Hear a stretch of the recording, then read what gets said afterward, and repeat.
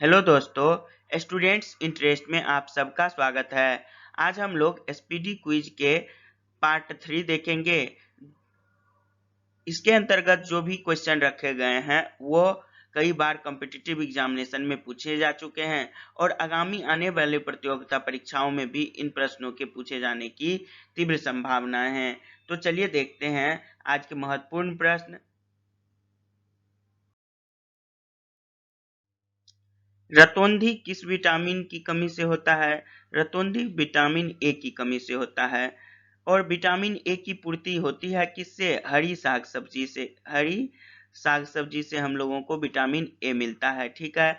लेकिन एक बात पूछा जाए कि इसका साइंटिफिक नाम क्या है विटामिन ए का, तो क्या बताएंगे? रेटिनॉल। क्या बताएंगे? रेटिनॉल। रेटिनॉल को साइंटिफिक नाम कहा जाता है। विटामिन ए का साइंटिफिक नाम है रेटिनॉल, ठीक है। विटामिन बी के कमी से कौन सी बीमारी होती है? तो बेरी बेरी बीमारी होती है। कौन सा? बेरी बेरी बीमारी, ठीक है। वहीं अगर पूछा जाए विटामिन सी का क्या नाम है साइंटिफिक नाम, तो एस्कॉर्बिक एसिड, ठीक है। और विटामिन डी हमको किससे प्राप्त होता है? तो विटामिन डी हमको सूर्य के प्रकाश से प्राप्त होता है। सूर्य के प्रकाश से, याद रखेंगे। अगला प्रश्न देखते हैं। देखिए, स्थिर पानी में मिट्टी का तेल डालने पर मच्छर कम होता है, क्योंकि यह क्या करता है? लार्वा के सांस में बाधा डालता है। इस पर जो लार्वा पनपता है, जन्म लेता है, उसके सांस में बाधा डालता है मिट्टी का तेल, इसीलिए कम पनपता है। मच्छर जो है कम पनपता है।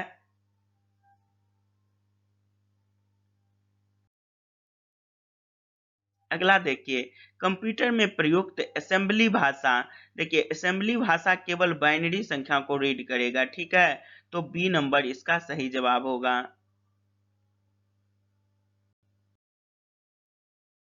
अगला प्रश्न देखिए, इनमें कौन सा रोग वैक्सीन द्वारा नहीं रोका जा सकता है? तो देखिए, चेचक को भी वैक्सीन द्वारा आप रोक सकते हैं, पोलियो को भी रोक सकते हैं और मधुमेह को भी रोक सकते हैं। कुकुर खांसी जो है वैक्सीन द्वारा नहीं रोका जा सकता, तो ए नंबर सही जवाब है।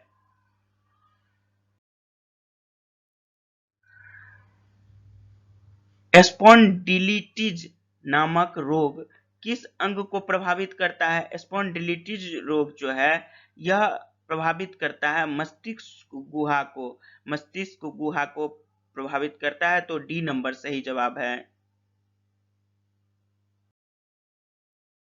अगला प्रश्न देखिए, वॉशिंग सोडा यानी धोने का सोडा क्या है? इसका क्या नाम है? तो सोडियम कार्बोनेट धोने का सोडा है। वहीं अगर खाने वाला सोडा पूछा जाता तो क्या बताते? सोडियम बाइकार्बोनेट, है ना। इसको बोलते हैं खाने वाला सोडा, है ना, खाने वाला सोडा। समझ गए? अगला प्रश्न देखिए, रासायनिक यौगिक का सबसे छोटा संभावी यूनिट कौन सा है? देखिए, सबसे छोटा संभावी यूनिट पूछा जाता है तो उसमें जो इस्तेमाल होता है वो परमाणु होता है। परमाणु, ठीक है। परमाणु होता है सबसे छोटा संभावी यूनिट, ठीक है। परमाणु से बनता है अणु, और अणु से कोई भी पदार्थ बनता है, ठीक है। अणु से कोई भी पदार्थ, तो इस तरह से होता है। अगर परमाणु को भी तोड़ा जाए तो ये 3 भाग में बट जाता है, आप लोग जानते हैं। इलेक्ट्रॉन में, प्रोटॉन में और न्यूट्रॉन में। प्रोटॉन पे प्लस चार्ज होता है, इलेक्ट्रॉन पे निगेटिव चार्ज होता है, न्यूट्रॉन पे नो चार्ज होता है।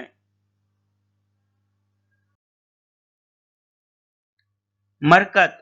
मरकत निम्न में से बनाया जाता है। मरकत बनाया जाता है पोटेशियम से। सी नंबर सही जवाब होगा।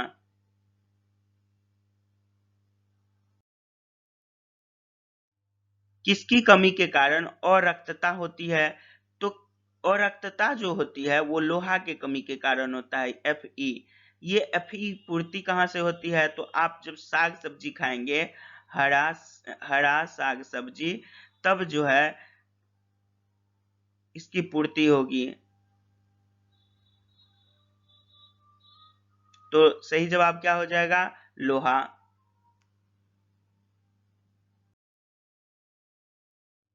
जल का शुद्ध रूप है, जल का शुद्ध रूप वर्षा जल है। वहीं अगर पूछा जाए भारी जल क्या होता है तो D2O। और शुद्ध जल का तो आप जानते हैं केमिकल फॉर्मूला H2O होता है।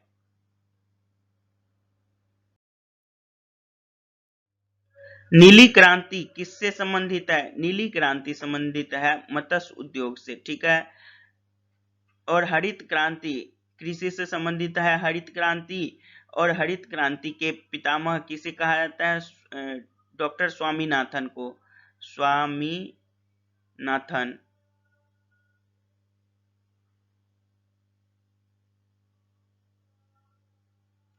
स्वामीनाथन को कहा जाता है हरित क्रांति के जनक। हरित क्रांति के जनक MS स्वामीनाथन, MS स्वामीनाथन को हरित क्रांति के जनक माने जाते हैं।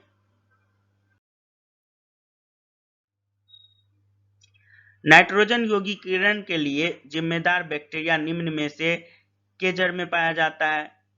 किसके जड़ में पाया जाता है? तो सीबी पौधे के जड़ में पाया जाता है नाइट्रोजीकरण यौगिकीकरण के लिए जिम्मेदार जो बैक्टीरिया होता है। अच्छा, नाइट्रोजीकरण करने के लिए कौन सा बैक्टीरिया जिम्मेदार होता है? तो राइजोबियम, राइजोबियम, ठीक है, याद रखेंगे। कौन सा जिम्मेदार होता है बैक्टीरिया? राइजोबियम। और राइजोबियम ज्यादातर जो होता है यह दाल के पौधे के जड़ में होता है। यह क्या करता है? नाइट्रोजन, एटमॉस्फेयर से नाइट्रोजन लेता है, उसको नाइट्रेट में कन्वर्ट करता है, नाइट्रेट में कन्वर्ट करता है। क्योंकि एक बात जानिए, कोई भी पौधा है वो जो है डायरेक्ट नाइट्रोजन नहीं ले सकता है, और एटमॉस्फेयर में नाइट्रोजन 78% होता है।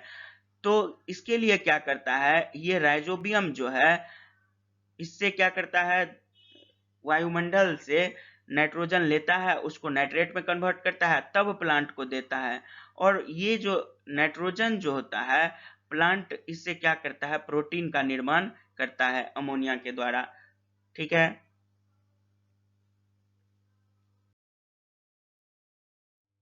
देखिए, लोहे का सबसे बहुल यानी प्रचुर स्रोत क्या है?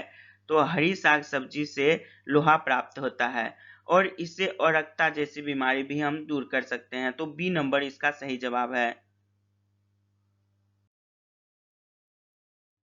कहता है टेट्रा इथिल लेड पेट्रोल में क्यों मिलाया जाता है? यह मिलाया जाता है अपस्फोटिरोधी दर को बढ़ाने के लिए। अपस्फोटिरोधी दर को बढ़ाने के लिए इसमें टेट्रा इथिल लेड मिलाते हैं। किस चीज में? पेट्रोल में। तो डी नंबर सही जवाब है।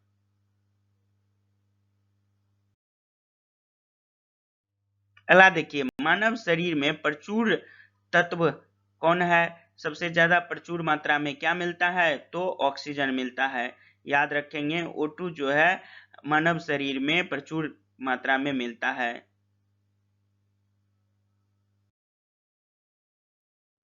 अगर आपसे पूछ लिया जाए मानव रक्त का पीएच वैल्यू बताइए कितना होता है, तो क्या बताएंगे? 7.4। अगर यही पूछा जाता कि पानी का जो है पीएच वैल्यू कितना होता है, तो क्या बताते?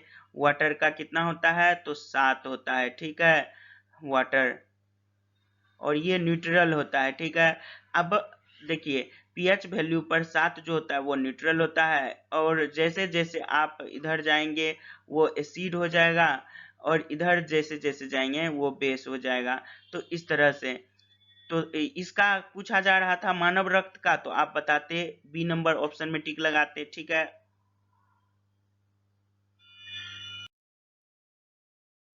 अगला देखिए, किस प्रक्रम द्वारा कर्पूर आसानी से शुद्ध किया जा सकता है?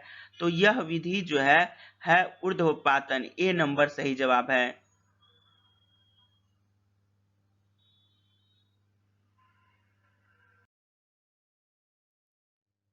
कार्बन का न्यूनतम प्रतिशत किसमें होता है?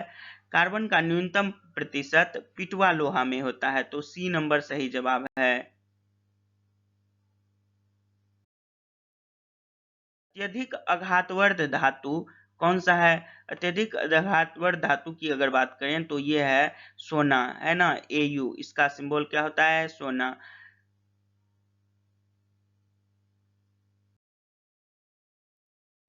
रक्त कौन सा तत्व नहीं पाया जाता है रक्त में? तो क्रोमियम जो है रक्त में नहीं पाया जाता है। ध्यान रखेंगे, कौन सा तत्व नहीं पाया जाता है? तो क्रोमियम।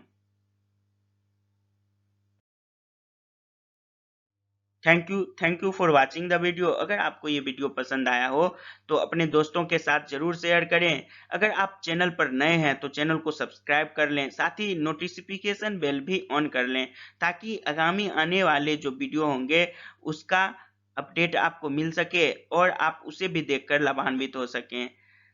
अगर वीडियो आपको पसंद आया हो तो इसे लाइक जरूर करें। Thank you very much. Thank you for your time.